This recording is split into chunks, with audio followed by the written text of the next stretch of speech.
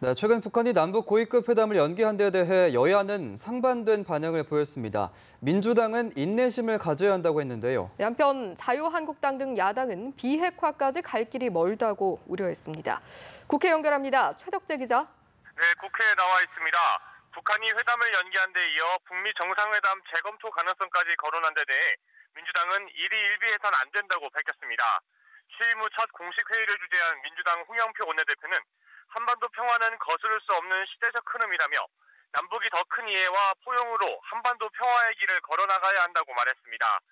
이어 북미 관계도 상호 이해와 존중을 바탕으로 해결해 가야 한다면서 정부가 조정자로서의 역할을 해야 한다고 주장했습니다.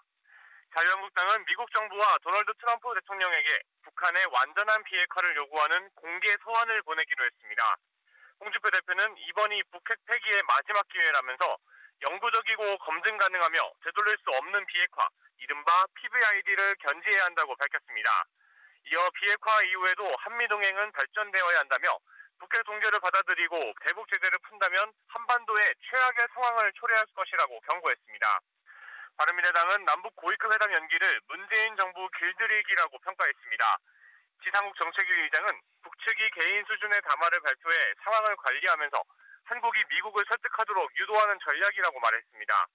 이와 관련해 국회는 오늘 외교통일위원회 전체 회의를 열고 통일부와 외교부를 상대로 현안 질의를 할 예정입니다. 네, 한편 추경안과 특검 동시 처리 기한이 하루 앞으로 다가왔는데 이와 관련된 국회 상황도 전해주시죠. 네, 국회는 예결위 조정 소위를 열고 추가 경정 예산안 심사를 이어가고 있습니다.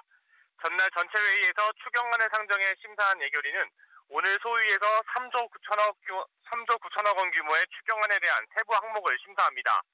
기재위도 전체위원회를 열고 추경안에 대한 예비 심사를 마무리할 예정입니다. 특검 법안을 둘러싸고는 여야 간 진통이 계속되고 있습니다. 여야는 특검 규모 부분에 있어 이견을 좁히지 못하고 있는데요. 민주당은 과거 이명박 전 대통령의 내곡동 특검 수준을, 그리고 자유한국당은 최순실 국정농단 특검 수준을 요구하고 있는 것으로 전해졌습니다.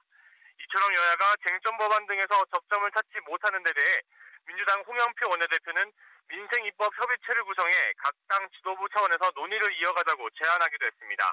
지금까지 국회에서 전해드렸습니다.